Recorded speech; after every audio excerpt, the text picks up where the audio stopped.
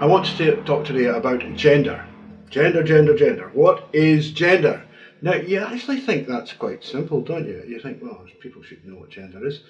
But it has become very clear to me that an awful lot of people don't know what gender is. They really don't. They don't get it. And that is a bit of a problem. So I'm just adjusting this because it's upsetting my OCD. There we go. A lot of people seem to think that gender is the same as sex. Now, it isn't. We don't use vernacular terms when we're talking about scientific subjects. Okay, we just don't do it. So I know you're going to rush up and get your little dictionary that's been sitting in the back of your shelf for the last 25 years and you're going to go, oh look, gender, sex. No. We're not accepting that. Nobody's going to buy that. What is gender? Right. Because as I say, it is quite clear that a lot of people don't know this. Well, we'll start with sex. Sex comes in two morphs, right? We're humans, we're mammals, so we have two morphs, that's it. We reproduce sexually even, and we have two morphs. We have males and females. Males produce small, highly motile gametes, which are sex cells, and females produce large, almost completely immotile sex cells, which are called ova, right? Now, sex is established at the point of conception. It can never be changed. There is no such thing as a sex change. It just doesn't exist. You can't change your sex. You know, you can take a man or a male, we'll just call him a male, and do all the sexually whatever nonsense surgery you want to him, and at the end of the day, all you're going to end up with is a man with no penis. Or a male with no penis if you prefer. You can't change sex. It's fixed. So let's just leave that for a moment. What is sexuality? Sexuality tells us how you like to have sex. That's right. It's got nothing to do with It's got nothing to do with orientation. That's all just postmodernist bullshit. Sexuality comes in males, it's slightly different in females, which we'll maybe go into in another video. But in males, sexuality comes in three basic types. You get the ones who want to penetrate. They're dominant. They want to dominate their sexual partners. So they penetrate them. And, you know, in humans we call those men. They're always males. The next type we could look at are those who prefer to be submissive. And in males, those is what we would call homosexuals. And in the third type, you get those who are quite happy both to penetrate and to be penetrated. And those are bisexuals. All this attraction to this, attraction to not, attraction to trees in the wind, it's all bullshit. It's actually all about practice, about what you like to do, how you like to have sex. You know, a man who fancies cute boys, he's not bisexual, as long as he wants to penetrate them. He's just being a guy. He wants to penetrate. He's expressing a perfectly normal male sexuality. So the really complicated one comes next, and that is gender. Now, to go into gender, we do need to go a little bit back in time, roughly 3 million years, to a little individual called Lucy. Now, Lucy was an ancestor of ours, and she belonged to a species called Australopithecus afarensis, right? Afarensis, actually. And she might possibly have been an Africanus, but it doesn't matter. She was an Australopithecus, and that's what it is. Now, these animals were roughly 3 feet high, hobbit-sized, and they couldn't run very well. They were, however, bipedal. They stood up, which is a major change.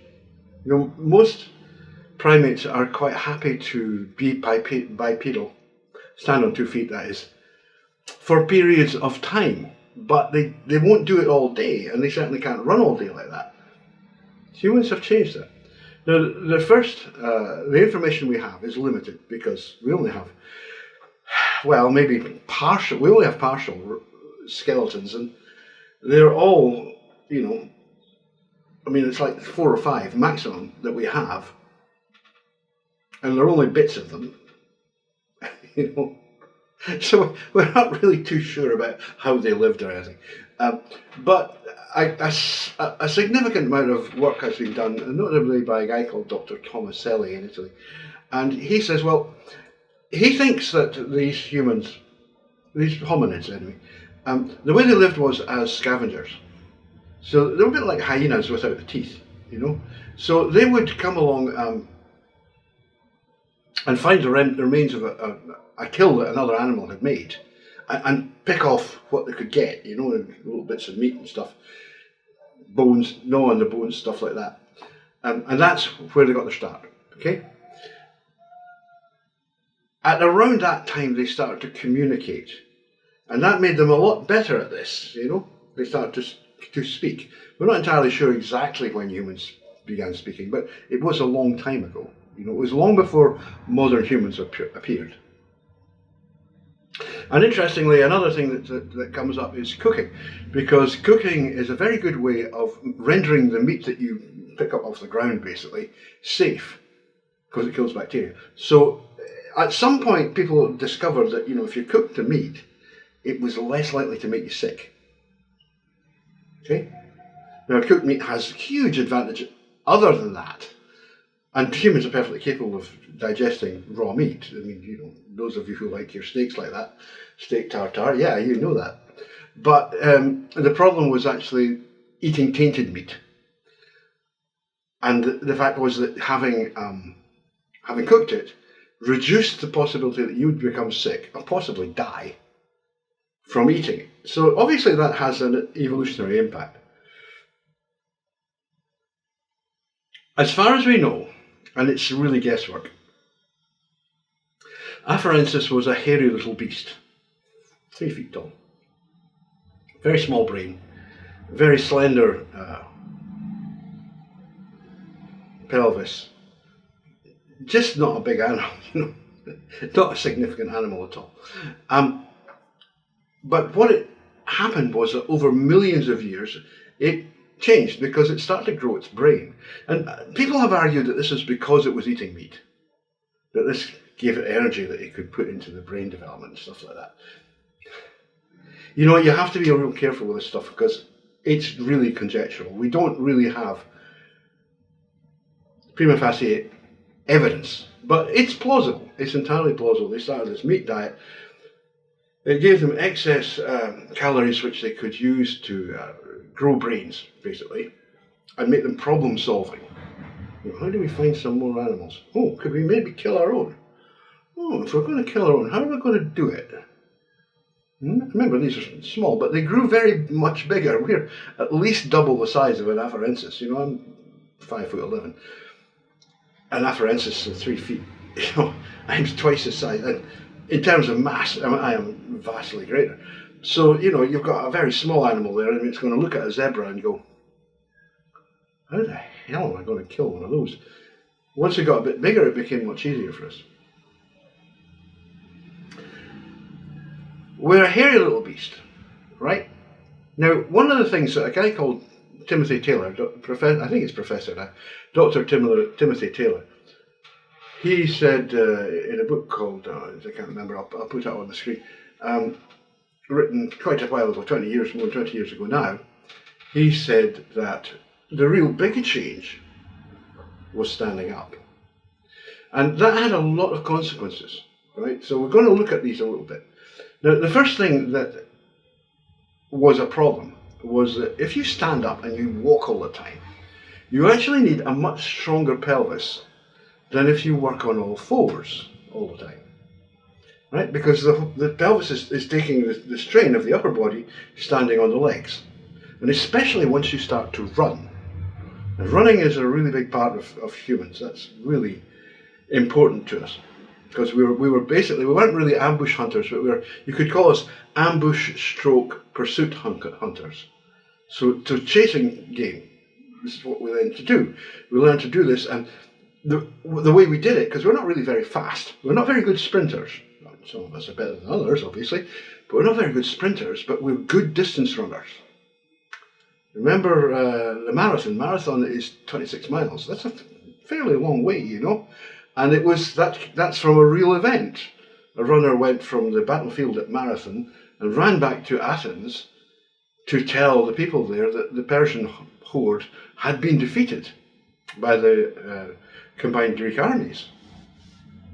So 26 miles is quite a long way, but that runner didn't think twice about it. He just ran the whole way. So we were already adapted for that kind of thing, you know. So we're very good distance runners. That really makes the move to the bipedal stance worthwhile. That alone, because now you've really got to change. And Steven Pinker has suggested that the next thing that happened was that we started to use tools more, because we can hold them. You know, grab a tool. You know, there's a tool handy, a tool, a guitar string clipper. You know, and we can start to manipulate and carry tools because, you know, we have hands free.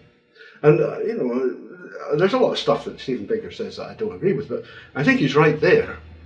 I think that was, you know, one of many advantages that standing up gave us. There's a big disadvantage though. If you're a country boy, or if you have pets, if you have a cat or a dog, female, obviously, as you're about to find out. And here comes a female cat. This is Ishtar. Yeah, she's a female cat. And a little pest for by. Anyhow, if you have such an animal, then you will know when it's an estrus by looking at its rear end, because the pussy's pussy gets all swollen. It gets distended and it starts to drip and ooze fluid. And you know, we don't have particularly strong, good senses of smell, but for other cats it's obviously very strong because it attracts them from all around. So when we stood up, so because we're humans and we're not particularly got a good sense of smell, that's what we used to do. This is Taylor's argument, is that we used to observe the genitalia of the females in our little group, and when we saw one that was obviously in estrus, we went, okay, I think I fancy me some of that, you know. And so they would proceed to try and usually succeed in having sex with the female. All on account of the fact that her vulva was all swollen and distended and bright red. Okay, so what happened when you stood up? And this is Taylor's argument. You stood up and you couldn't see it. You don't see it. I mean, a woman walking around could be naked, that is. Not that you see that a lot in this country, but you know what I mean. She's walking around naked. How are you going to know? How do you know she's sexually available? You know, most animals, most females and most animals, when they're not sexually able to conceive, they don't receive sex at all. They go, right, no, piss off, not having anything to do with you. And they reject the advances of males. Taylor says, well, look, what happened was, you know, because the women are, human females are slightly different in shape. They've got these broad pelvises, which comes from carrying babies, because they give what they do is, I'm trying to do this on here, they give a kind of bowl shape, right, down here, which helps to support the baby, right? But that also, they have to get the baby through that. And human babies have very big heads. And that pushes the hips out, and it causes all sorts of different changes. You know, and the women have this angle at the knee. They have to have that so that their tibia are perpendicular to the ground, and they have this spread, which obviously is, you know, classically female. But you still can't see their vulvas, right? So Taylor's argument was that, well, what they did was they developed boobies. And I'm not being funny. This is what he says. And feminists hate this guy, but the fact is he's actually onto something here. They developed boobies. Why did they develop boobies? Well, what he says is that, you know, previously, male humans, had been in the habit of looking at the backside of the females, you know, because somebody on a fours on all fours, you look at her backside and it's pretty obvious whether she's sexually receptive. You know, I'm a country boy. I worked with animals for a hell of a long time. And you just know, you look at a cow and you go, yeah, I'm going to have to separate you out because you're ready. It's obvious. It's really obvious. Same with horses. You know, it's like, oh yeah, right, okay. And that's what our ancestors were doing. But we stood up. You can't see it. So his argument was that when we were busy looking at women's bottoms all the time, we developed, you know, this attraction. This attraction towards bottoms. And so, if you stand up, what are you going to do? Well, tell you what, we'll put another bottom on the front. Right? And that's the moves. We'll put this thing that looks kind of similar, but, you know, it's still exciting, on the front, and we'll make it so that it changes slightly when the female is in estrus, you know, and women too. The areolae of their nipples change and as they hit estrus, you know, and men can see that. So that was a form of gender. You know, that is basically saying to all the males around, look, I want a stiff one. Right? Are you going to supply it? That's what it's doing. It's saying, it's advertising your sexuality to others. It's not so much about sex. I mean, we know what your sex is, but sex leads into sexuality, right? You're saying, I want to be penetrated because I want to get pregnant. The woman has her eggs deep inside her body. She must be penetrated in order to get pregnant. She has to do it. I'm sure she likes it. All the ones I've been with really enjoyed it. So, you know, I presume it's made to be fun. But it does leave open some other things, you know. Anyhow, all of this was absolutely hunky-dory, and there are still tribes in the world today, for example, the Dawi of the Amazon basin, and there was anyway, a very good video on them on YouTube. A lot of the very good stuff from the early YouTube, it's just gone, presumably because it's not commercially, you know, interesting. But there was a very good video about the Dawi. They're a protected people. It's very hard to get in there, but a team had got in, and this is a long time ago. And this particular people, the Dawi, they habitually go naked. They live in a very warm place, the Amazon basin. They don't need to wear clothes for any kind of like environmental comfort. So the women go completely naked, but they often paint themselves with a red dye, right, which comes from a plant called urukum that they grow. And we have good evidence that in the long distant past, other peoples used to use ochre, which is a red, it's a mineral really, which they dug up to make their skins red. Men in the Dawi, they don't wear, obviously they don't wear the red, but they do wear a little basket, kind of like a restraint on their penises, which they take off when they want to relieve themselves and when they want to have sex. So that's, you know, that's a cultural thing. Something happened though. We started to wear clothes. And this may have been associated with the move into colder climates. But what's interesting is that people who lived in more temperate zones, they also started to wear clothes. So, you know, there's still a debate ongoing about exactly when this happened. But we do know that people did start wearing clothes. They didn't go around naked in ancient Sumeria. They wore clothes. You know, and that's going back 6,000 years. If you're wearing clothes, as people will be very aware, you can't see your boobs. You know? So what are you going to do? Well, what people did was they developed systems of clothing and the way they wore their hair and behaviours that indicated what they were and what their sexuality was. So it's like, you know, I'm a girl, I want to find a man to make me pregnant and be the father of my children, and, you know, I'm wearing all these beautiful finery that my mother made for me, whatever, you know. and I look up, I have my hair made up, and I wear makeup, my lapis lazuli earrings, whatever, and I look absolutely gorgeous. And we have loads of statuettes of people, maybe not from 10,000 years ago, but from 4,000 to 5,000 years ago, which show us that women did take a great effort in their appearance. And we know that the Roman women, for example, were extremely, extremely careful about how they looked. So gender suddenly, instead of just being, the fact that you have boobs, which you can't really help. If you have estrogen in your body, you're going to get boobs. It's kind of a dead cert. And you're going to get a big bum as well, by the way. But when people can't see those, then you have to develop these other ways of indicating to protective partners what your sexuality is. And remember, sexuality is, do you penetrate or do you want to be penetrated?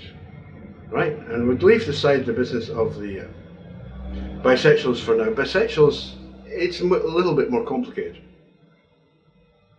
They do exist, but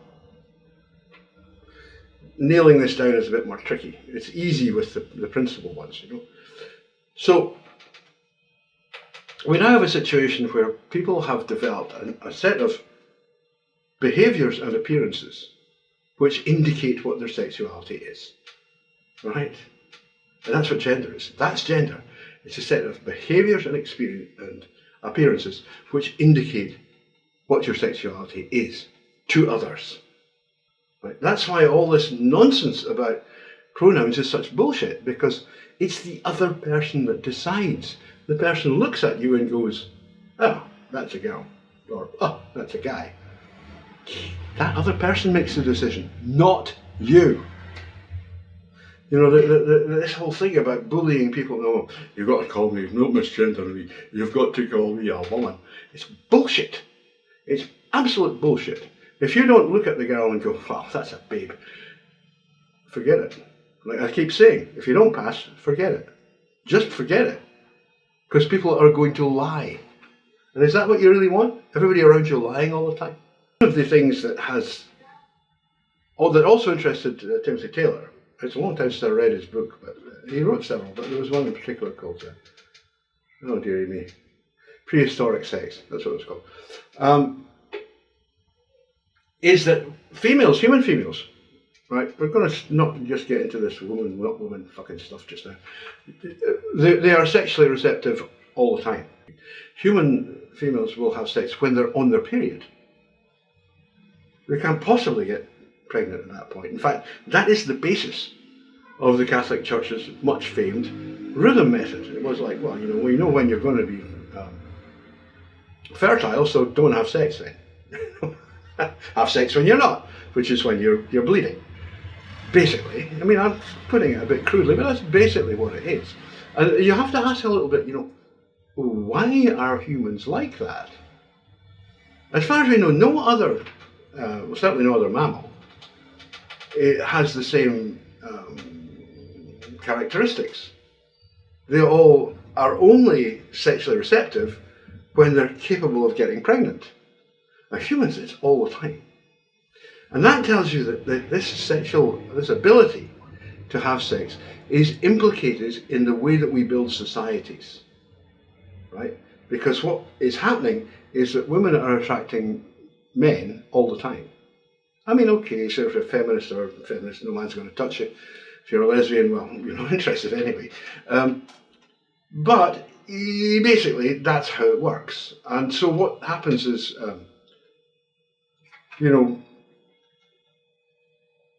this business where women control men through sex, because sex becomes a commodity. Sex becomes a commodity that you can exchange for things like labour. Like, I need a new shelter. My shelter's too small, and it's leaky. So you have to make me a new shelter.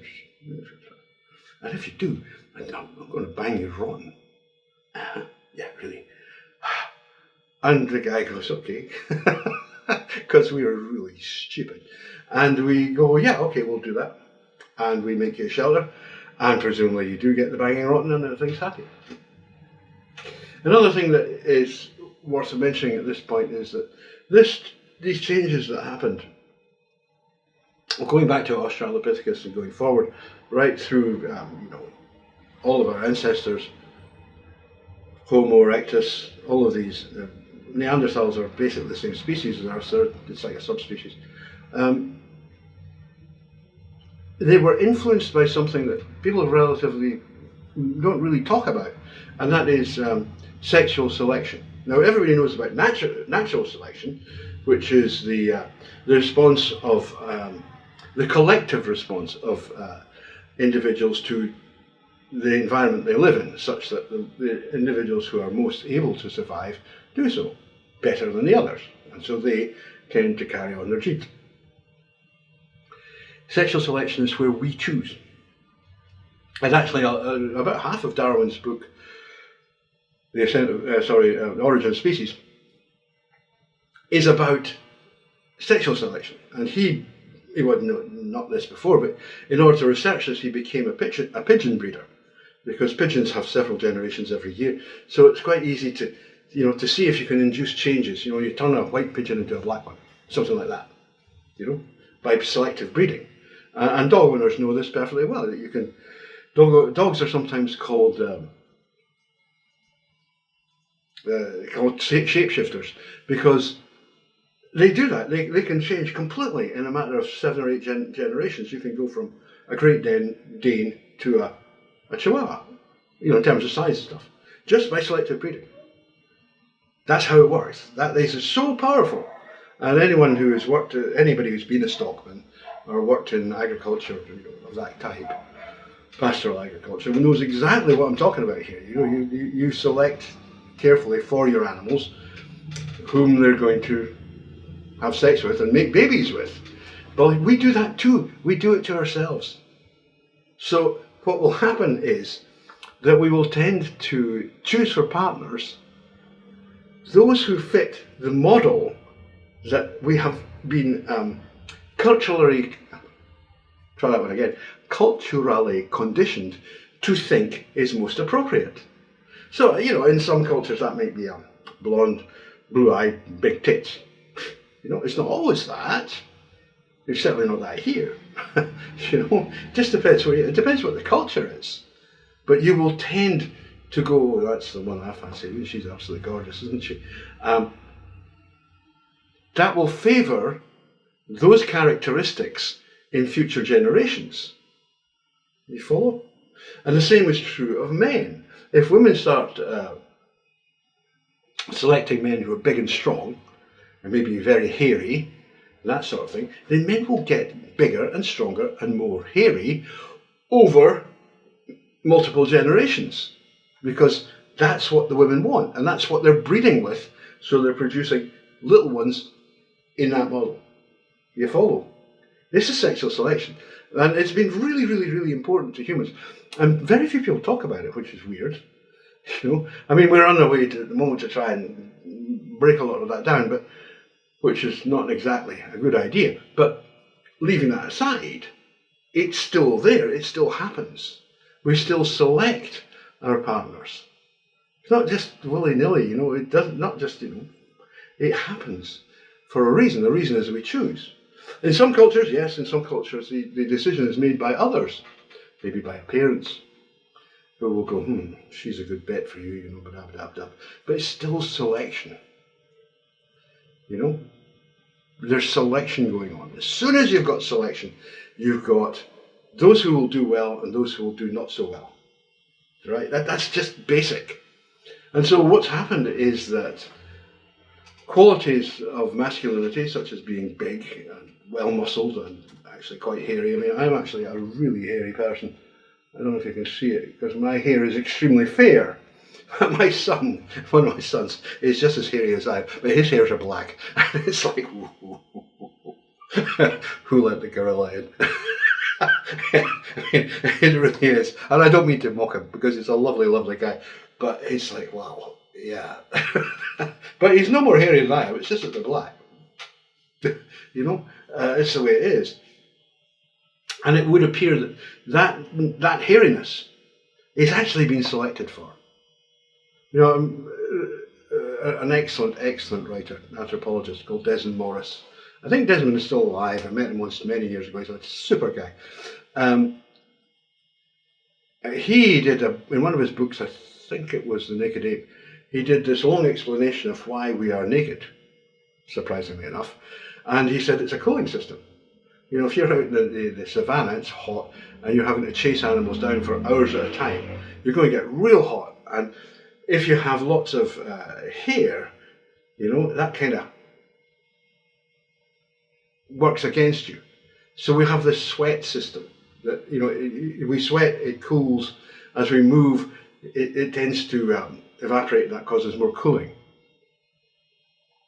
There's a bit of a problem with this argument because, you know, horses sweat too, but we don't need to go into that just so much. But what seems to have happened, you know, if you look at human children, it's very, very interesting. You know, I have kids of my own.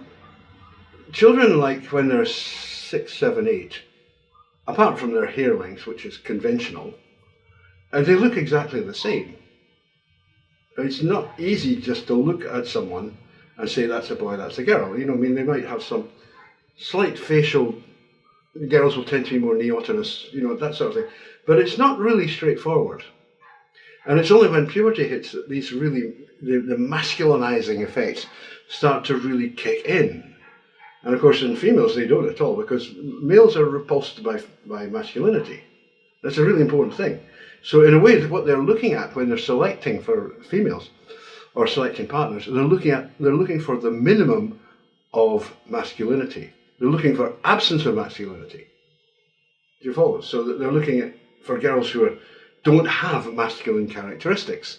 And of course that drives Western feminists completely crazy now, because they're like, well, why should that matter? I can be a masculine woman. Well, you can be a masculine woman. I'm not going to go out and shoot you for it. What I'm just going to say is you're going to have a hell of a job getting a man. Sorry, sister, you are. Men are going to look at you and go, yeah, fine, not for me. Because remember, going back, gender is how we attract. How you look is a hugely important part of gender. If you look masculine, that's a turn-off. For men, that's a turn-off.